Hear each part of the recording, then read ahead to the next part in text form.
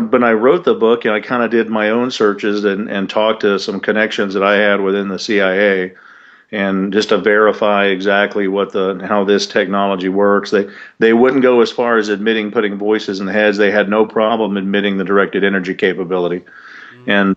and um, and started looking around. And prior to my book, there was a couple of books where people had mentioned it in passing, but nobody with really any credentials. So when I wrote the book, I figured half the people that read this are going to think I'm just as crazy as the victims.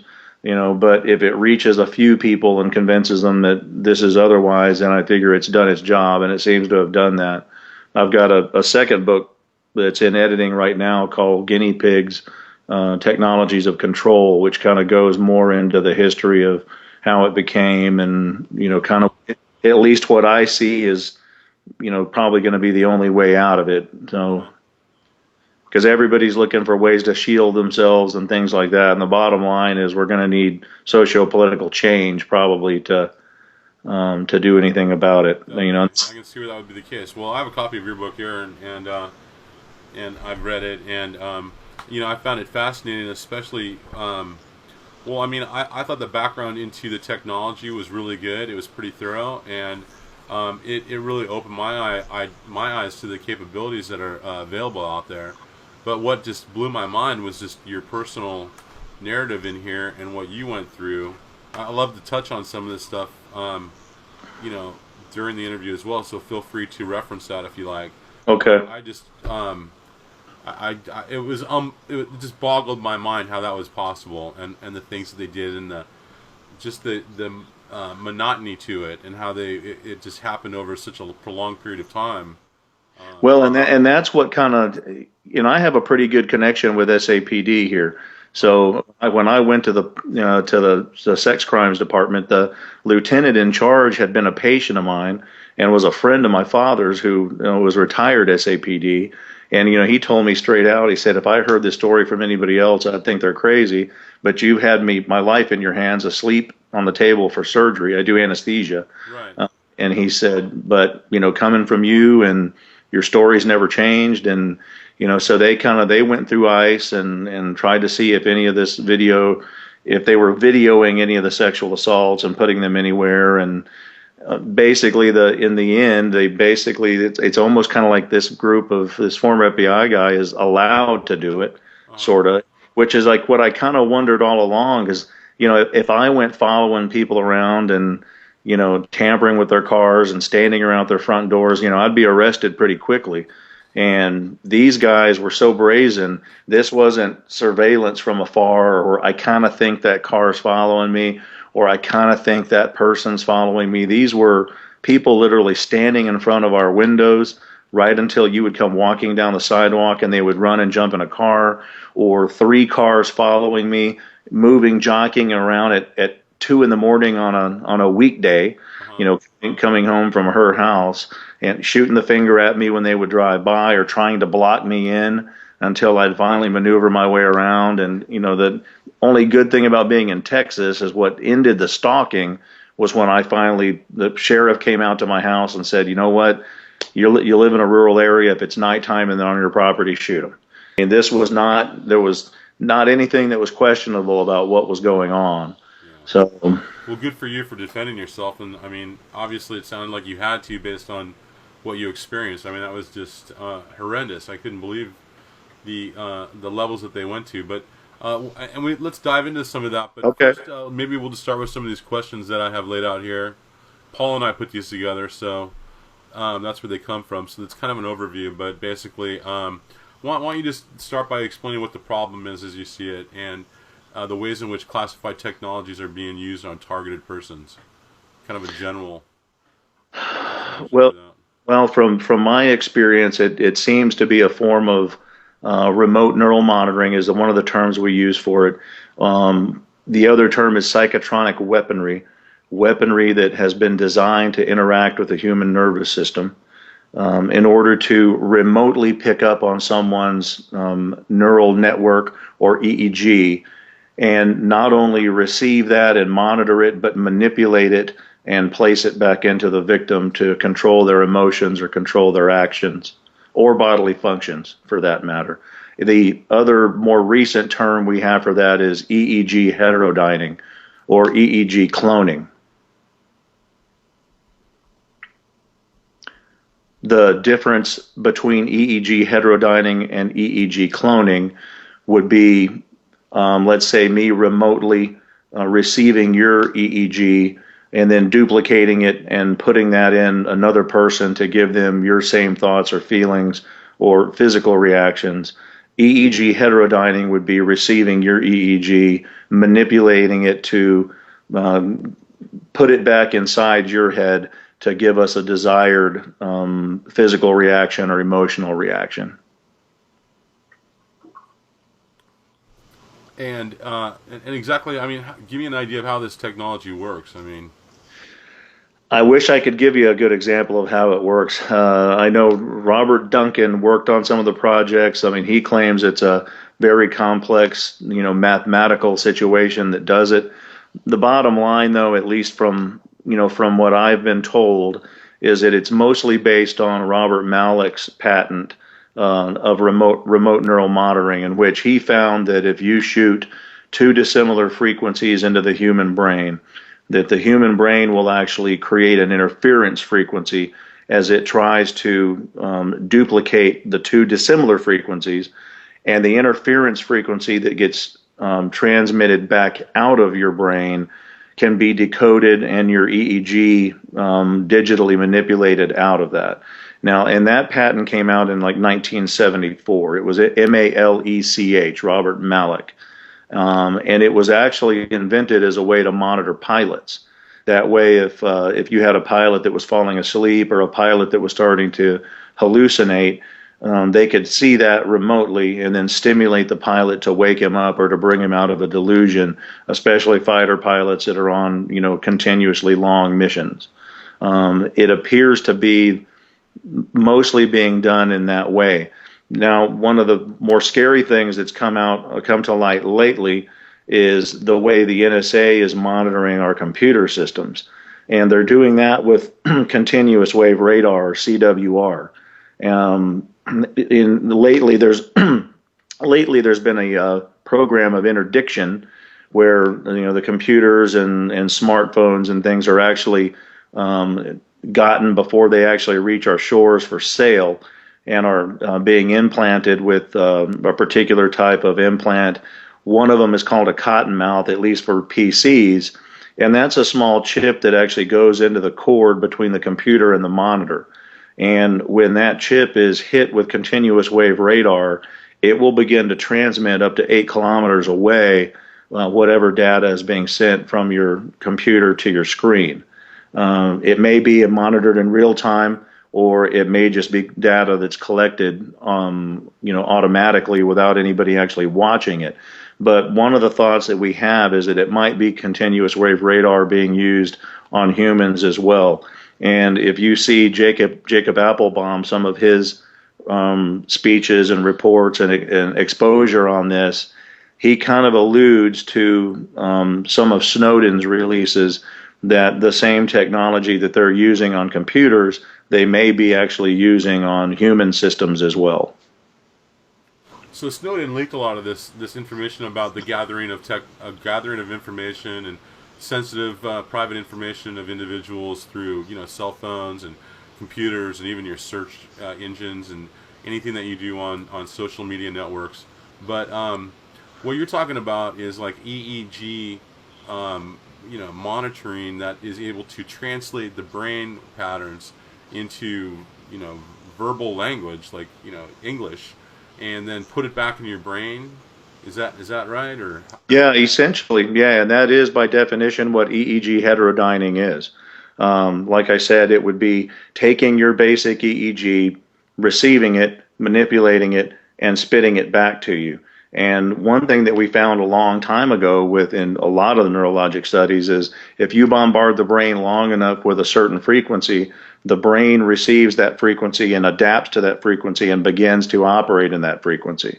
And specifically with Malik's patent, if you're using two dissimilar frequencies and you get one hemisphere of the brain operating at one frequency, the other hemisphere at a different frequency, they create an interference frequency.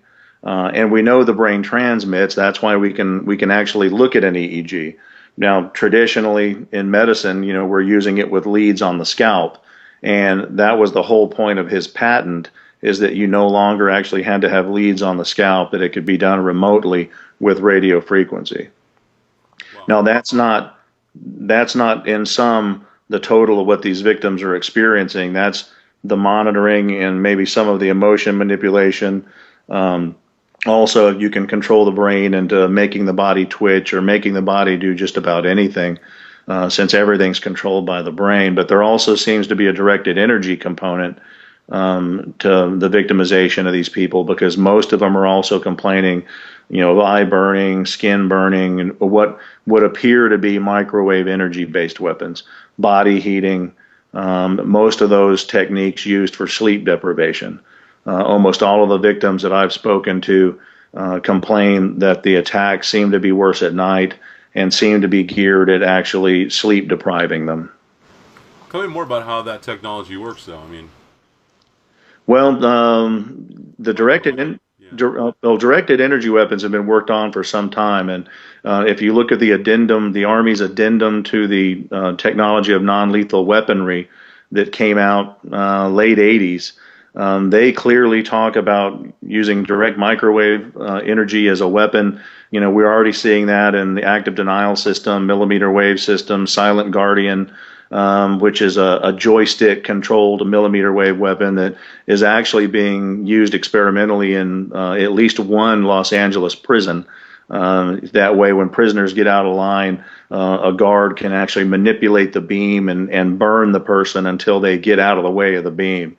So that's been worked on, for some time now. How it's being delivered, possibly via satellite or being delivered long range, is classified technology that hopefully will eventually get somebody that's a whistleblower to tell us more about how that's done. From what I've been told by some of my contacts, that a lot of this is being done, especially the weaponry, by satellite. There's been other, world leaders, that have complained about hearing voices and being attacked with directed energy. Of course, most of these victims that complain about it are immediately sent to a psychiatrist, who won't Google anything or won't look at any of their research. But the directed energy component has been around for quite a while. How it's being used on such a grand scale is yet to be seen. but it's been demonstrated that it can be used in short range, like over, kind of a network or within proximity to someone, using, whatever the techniques are or whatever the tools are, but it can be delivered like someone next door to you or outside in a car. Yeah. I mean, they've already, well, like I've said, you've seen the active denial system. Now it does, that's basically mounted on a Humvee. As far as what I've seen, a lot of victims complaining about possible handheld directed energy weapons that are being used on them possibly by a neighbor or someone from a car. I think most of what we're dealing with in the victim population is probably satellite based or something much more remote than that. I know in my personal studies, I've actually taken victims onto a ranch here in Texas where there's no power lines, there's no cell towers. You can do RF scans on the property and see that it's pretty clear. And these victims still hear voices, they still get attacked. I've done the same thing by taking victims in a boat into the Gulf of Mexico to escape the possibility of it being handheld weapons or neighbors. They still hear voices, they still get attacked. And some of the victims I've talked to, they're probably a little better explaining their situation, have even got on planes and flown to other countries. I had one victim who's pretty well off financially that actually flew to Cuba to try to get away from this, and was still hearing voices and still being attacked even in Cuba. And just so these are all people that were professionals, were educated, were functioning in society just fine, and most of them were between 30 and 40 when they first started getting victimized. Much older than you would typically see somebody all of a sudden come down with schizophrenia. and no reason to have all of a sudden developed an acute delusional disorder. And I know in some of the questions I've been asked before is how do you determine whether this is mental illness or this is somebody being victimized? And probably the two biggest discriminators that I've seen to determine that are most of the victims are educated, most of them were functioning, most of them are professionals. I've talked to a lot of doctors, a lot of lawyers, whistleblowers from the National Geospatial Agency, a couple of whistleblowers I've worked with from the NSA. These were functioning people, and they can tell you the day they started hearing voices and started experiencing attack. And typically it's in the 40s, late 30s, early 40s, with no history of mental illness and high functioning in society prior to that day. The other big discriminator is with true mental illness, even bad schizophrenia, medication works. And I being a physician, I certainly don't want to come off as saying that everybody that hears voices is being victimized by technology. There's mental illness. Schizophrenia exists. Schizophrenia usually responds to medication. And in some of these victims that have been forced either by a licensure board or by their occupations, in a job setting to seek psychiatric help, many of them are placed on medications meant for schizophrenia or for delusional disorder. And so they're stuck on these medications and they're still being attacked and they're still hearing voices. The symptoms won't subside with traditional psychiatric treatment. It's fascinating. Yeah, I know from my research that schizophrenia, doesn't it typically set in around late teens, early 20s? Yeah, in a male, even younger than that sometimes. In a female, it can be a little bit older, into the mid-20s. And the bottom line, and even most psychiatrists would agree with me, that true schizophrenic people are kind of those people that were never right. They were weird kids. They grew up into weird adults. But typically schizophrenia does respond to medication. It's the problem is once they're better on their medication, is they feel like they don't need their medication and they come off of it, then they go back into acute schizophrenia. But with these victims, a lot of them are being, mandated into psychiatric treatment, and they're taking medications that are geared for delusional disorder or schizophrenia or paranoid schizophrenia, and they're still being attacked and they're still hearing voices. One good case in point was another physician here in Texas, was a cardiologist that came to me for help, and he unfortunately went to the Texas Medical Board and told them, I think I'm being victimized because I'm a physician. Have you guys ever heard of this before? They immediately called him in, suspended his license, put him through a month psychiatric stay. With some legal help and several hearings, he got his license back, but is mandated to be on psychiatric medication. And talking to him after all this happened, he still has people parking in his driveway, shining bright lights through his house. He's still hearing voices, and he's still being attacked with what he perceives to be directed energy, despite treatment. So that's a pretty big discriminator. And this is a man who was in his 40s, who had the intelligence and the psychiatric stability to get through 4 years of undergrad, 4 years of medical school, and 6 years of cardiology residency, to all of a sudden at 45 or 46 become schizophrenic, at least in my mind, is an impossibility. Well, I want to talk more about the victims and what kind of people they are and why they might be being targeted, but let's talk a little bit more about some of the techniques that they use. Let's talk about some of the gang stalking that you mentioned and that you yourself experienced in your book. Can you tell me a little bit more about that? Sure. The kind of the old term, or the term that was used online the most, was gang stalking. I think in my book I even refer to it more as organized stalking, mainly because the term gang stalking, people kind of envision, kids in matching leather jackets or something out of the Warriors movie, which is not what this is. It's truly organized stalking. These are where you'll notice people unknown to you. These aren't people hired by a loved one or anything traditionally, or not an ex-boyfriend or ex-girlfriend, but all of a sudden you notice, the same vehicles following you everywhere you go. people standing around your front door, standing around work, creating scenes in grocery stores around you where, they may be talking to someone else, within earshot of you, but talking about something you did or something you said to a loved one. And it's geared to let you know that there are people that know your lifestyle and know the specifics of your lifestyle. I think the organized stalking is done for two reasons. For one, it's a psychological warfare. It puts the person in a victim mindset. It also puts that victim down the pathway to a mandated psychiatric stay, because when they go around telling everybody that I'm being followed 24/7 by these people, and sometimes they'll tell neighbors or tell loved ones that they're FBI when they're not.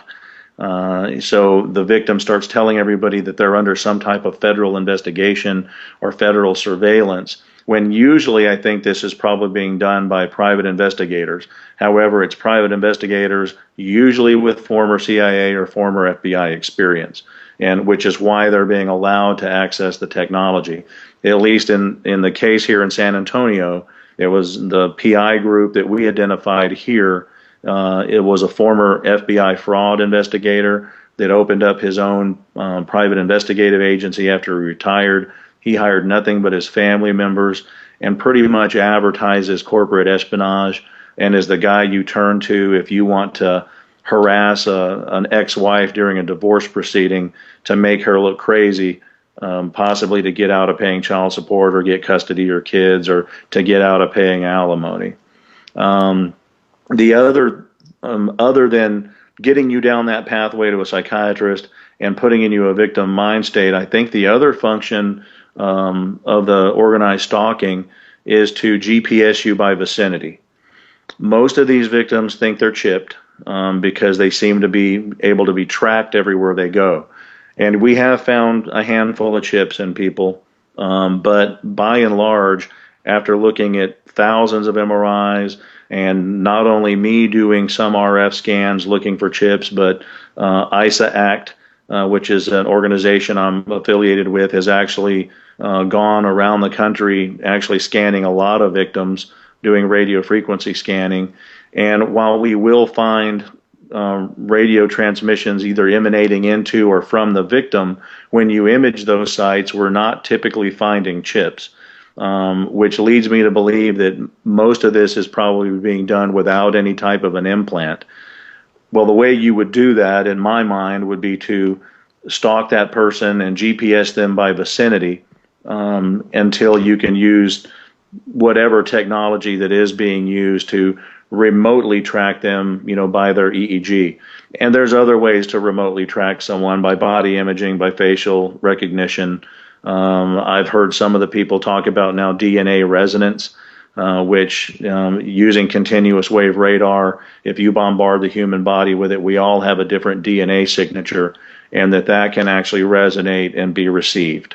So I think the organized stalking serves two purposes: victim mindset, as well as GPSing by vicinity. And a lot of this stuff actually happened to you personally. I mean, in your book, you even mentioned some pretty unbelievable things that were happening regarding surveillance techniques, the taking of doors off of their hinges and taken apart with elaborate cameras, small hidden cameras being inserted into them. Yeah, sure. In the book, I actually that particular incident was a girl that was doing some typing for me and holding on to some documents for me after I found out that my home was being broken into fairly consistently.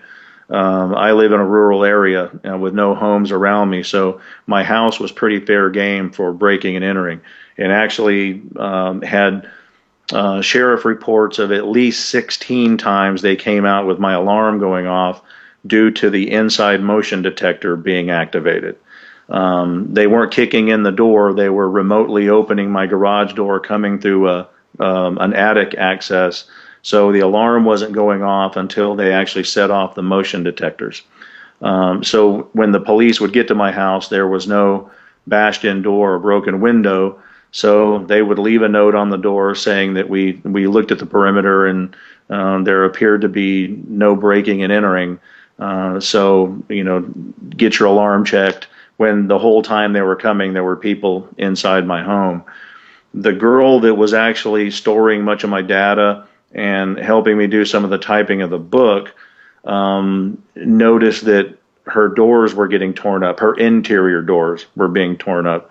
And then one day, after slamming one of her doors, heard something knock inside the door. And these are the hollow type doors that have a cardboard honeycomb system in between two veneer panels.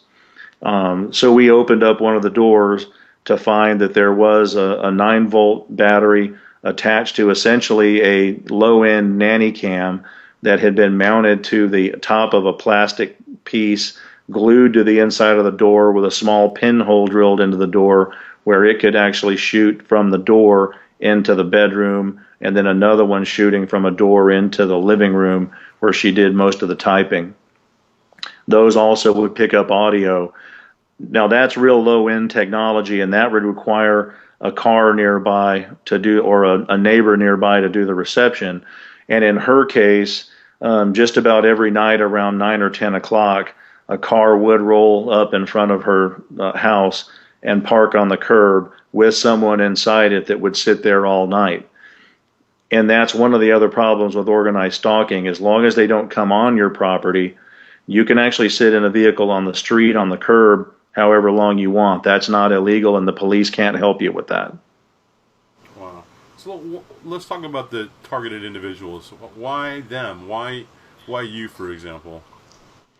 Well, in my case in the book, the girl that I was engaged to had kind of attracted the fancy of an older ear, nose, and throat surgeon in San Antonio, who had told me several years ago that he had this former FBI guy that he referred to as the Ghost that did this barely legal harassment. And his exact words, he said, "I'm hiding him from my wife in case I ever need to use him to make her look crazy during a divorce." Well, at the time he told me that, I kind of blew it off and, thought, well, maybe this is just a guy that's just making himself look, grandiose and probably a little bigger than life. Until 2 years later, when I was engaged to this girl who I knew he had found attractive, and we had been on vacation with this guy and his wife before. This was a man and his wife who were well known to me. And then when I noticed her being stalked, and like I said, I live in a rural area. At the time, it wasn't even a driveway; it was a gravel road through a ranch to my home. And I would see her car leave the driveway at 2 a.m., and then immediately 2 more cars turn their lights on and follow her 5 miles up a gravel road to the nearest highway. I started following those vehicles, writing down the plate numbers. They all came back to this PI agency that he had told me about several years prior that he used to harass competitors, corporate espionage type of stuff. So she was strictly targeted just basically by someone interested in sexually assaulting her, which was what wound up happening with her.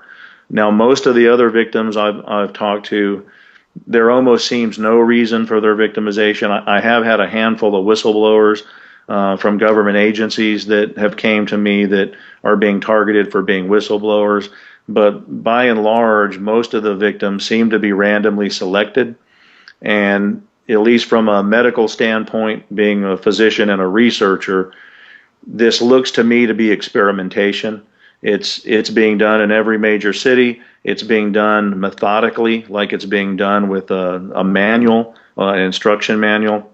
Most of these victims will kind of report the same scenarios that they're hearing in their heads, report the same scenarios with the organized stalking, and the same scenarios with the directed energy attack.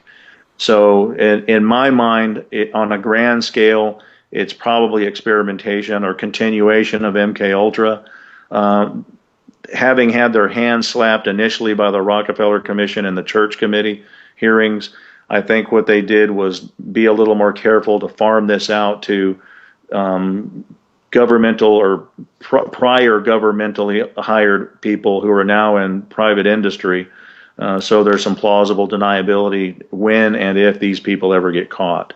So, they farmed out the technology to PI groups that are, most of them probably owned by former FBI or former CIA people who are now operating as civilians but being given access to government technology. It would appear to me that they're able to carte blanche select the victims however they want to, as long as the data goes back to the appropriate agencies at the top.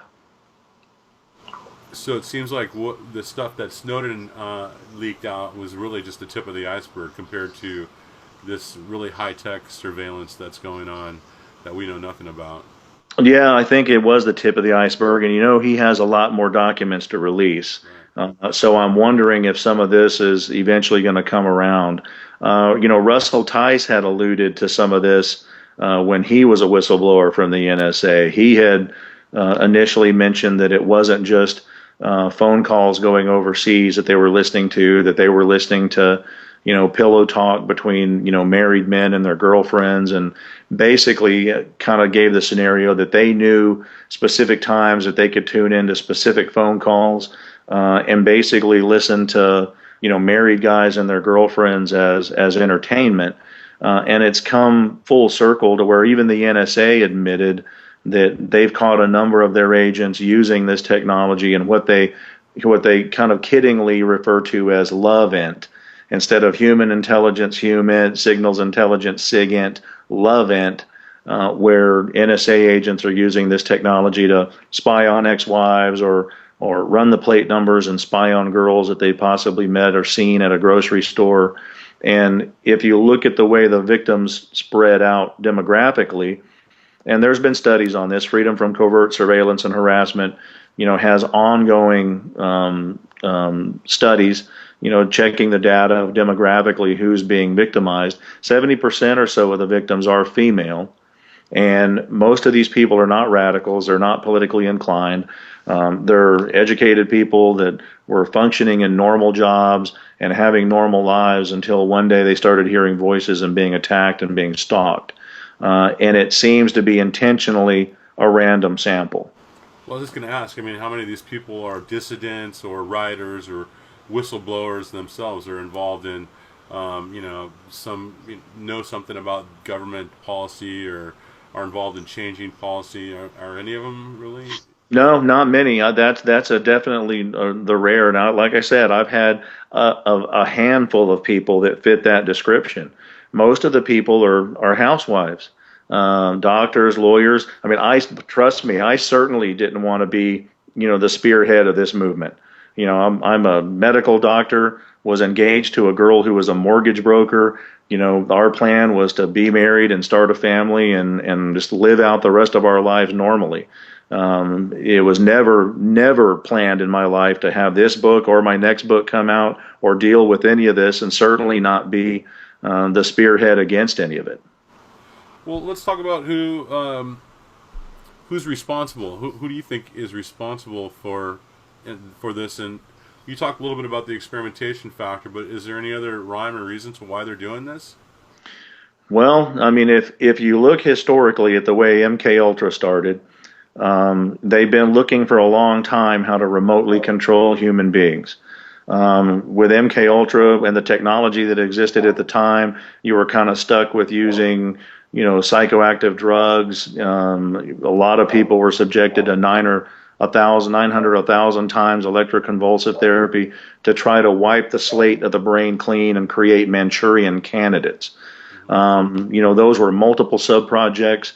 The design of that study was, I hate to say beautiful, but was so well done. They studied every facet of human behavior in MK Ultra.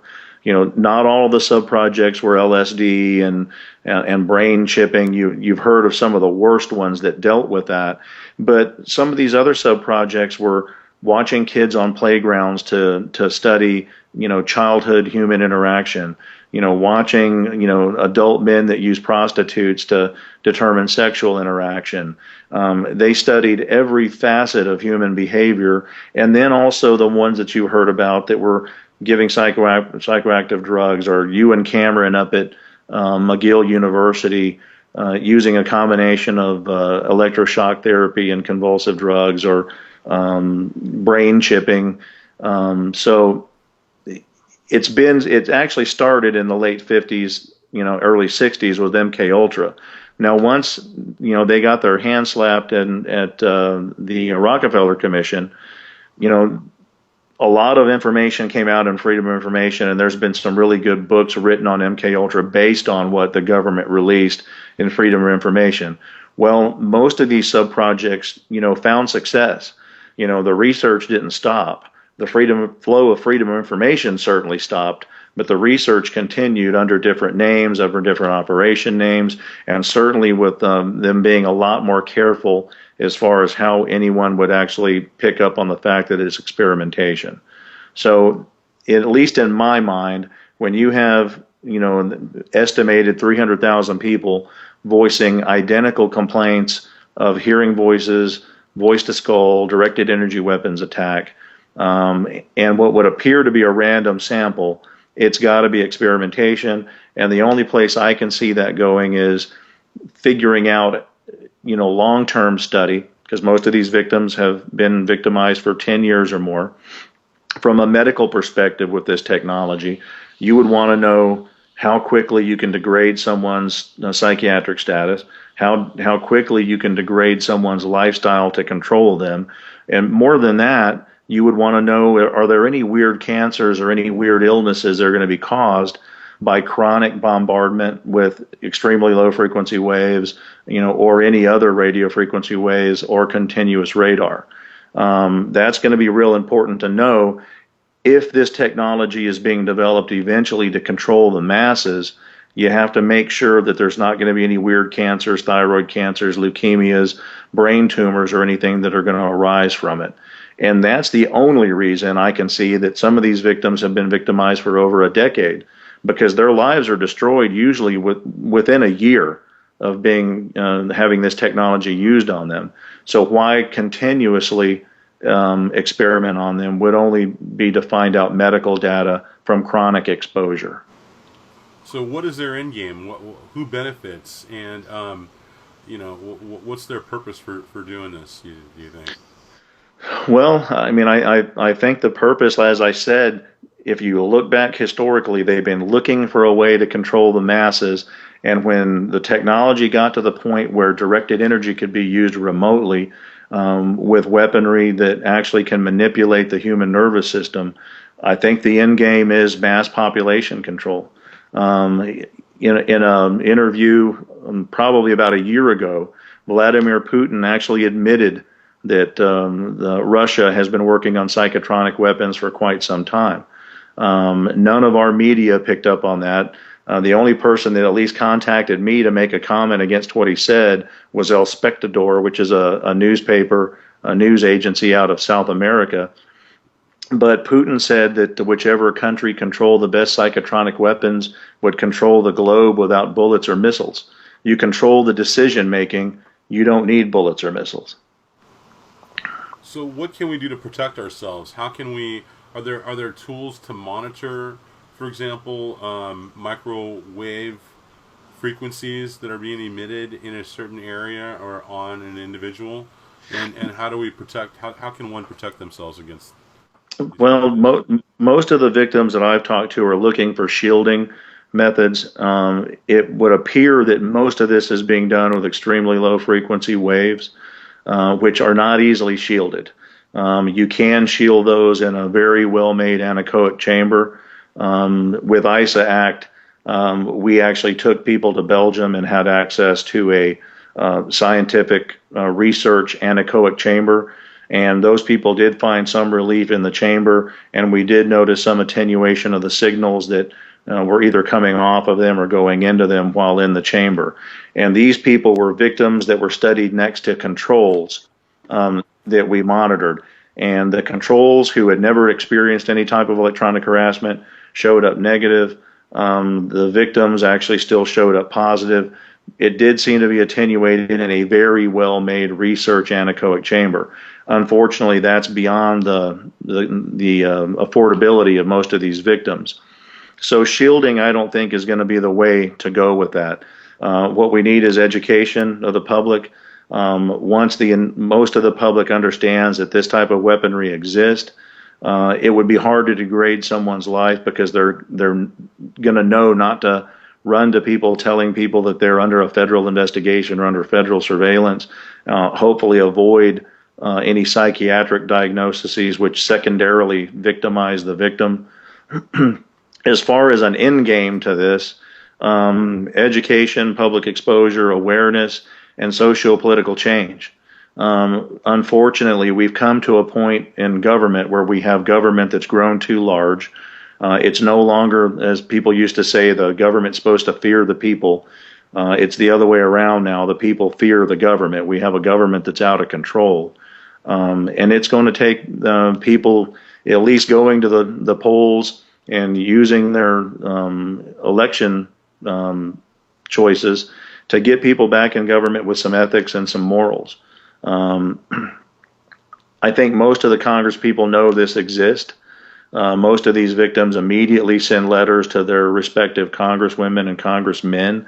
Most of them return back with letters saying that they've never heard this or they don't think it's going on, or even at worst, getting letters returned to them recommending they see a psychiatrist.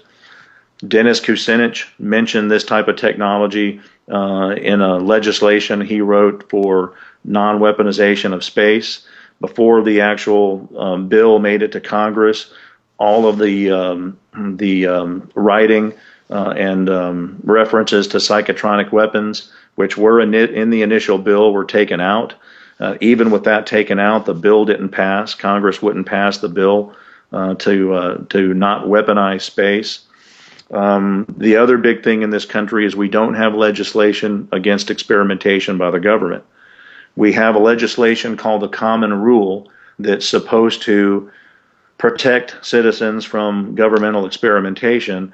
However, there's so many loopholes in the Common Rule that it's very easy for black budgeted intelligence agencies to have this type of experimentation with no known institutional review board and nobody overseeing the research.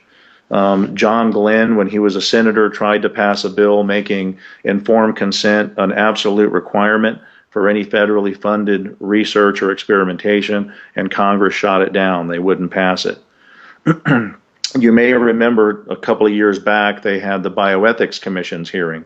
I spoke at one of those hearings.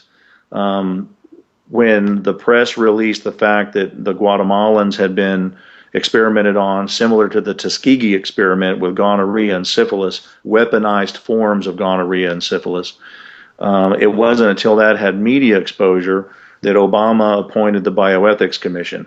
And their job was to find out if any non-consensual experimentation funded by the government was still ongoing in our country or abroad.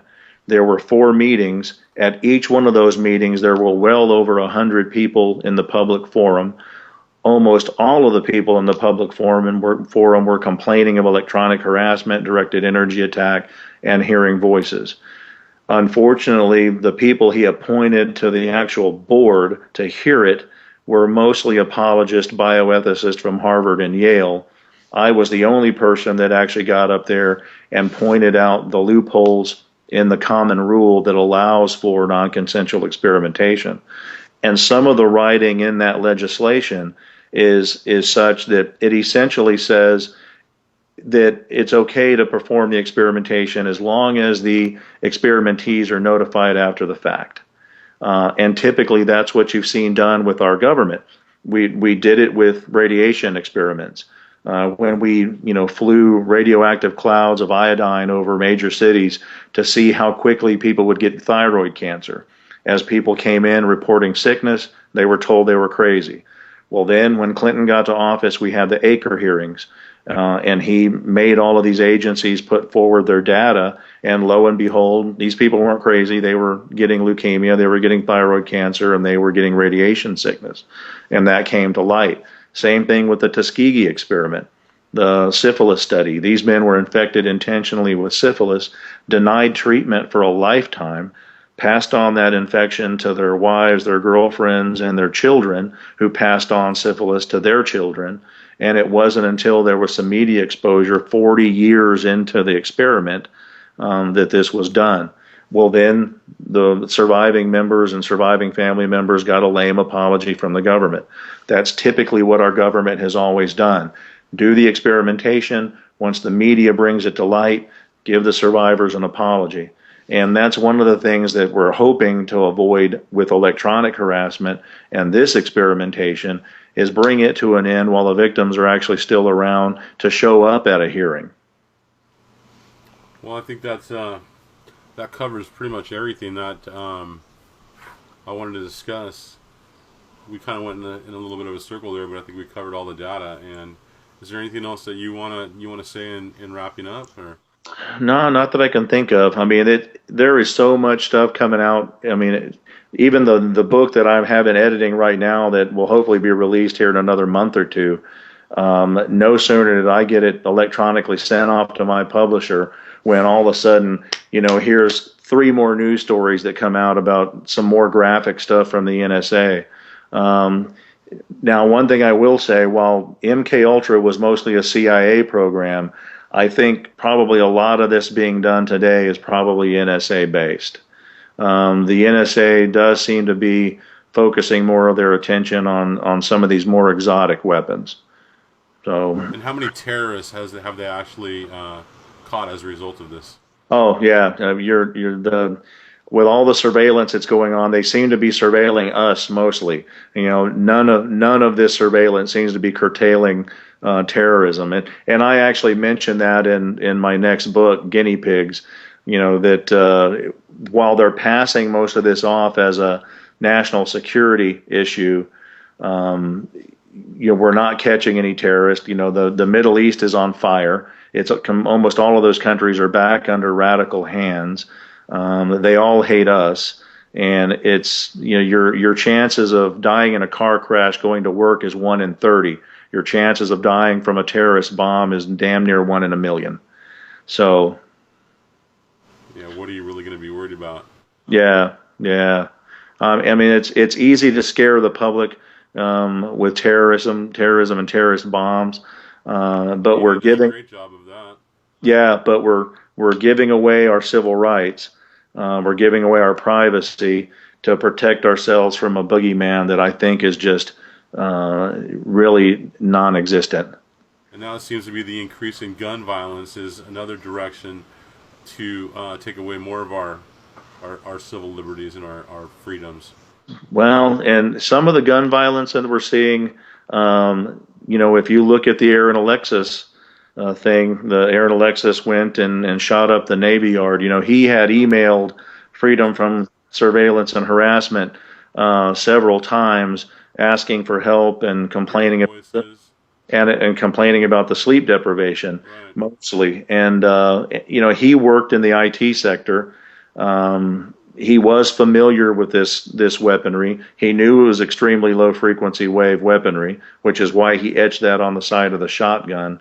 My personal belief with Aaron Alexis is I think they intended him to shoot up the airport in Norfolk, where he initially had an outbreak. He was walking by some people that he thought were making obscene gestures and obscene comments to him, and he went off on those people, and he was detained and arrested there temporarily for acting out in the airport.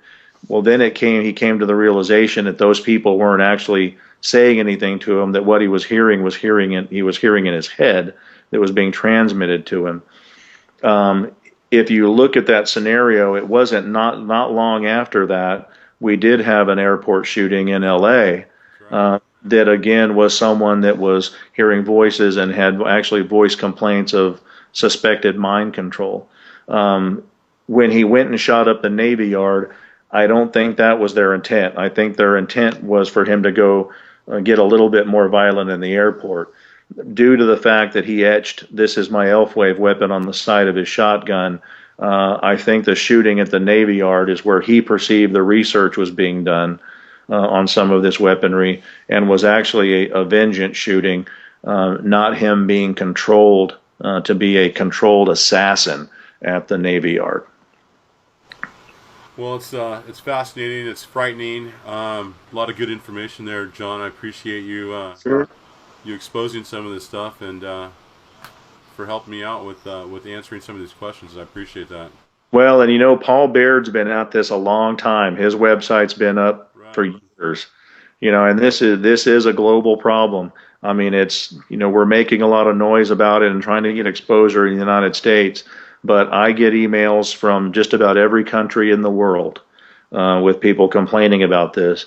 And at least from a medical perspective, for a psychiatrist or for a medical doctor that maybe sees one person in their practice that's complaining of this, it's real easy to see it as mental illness.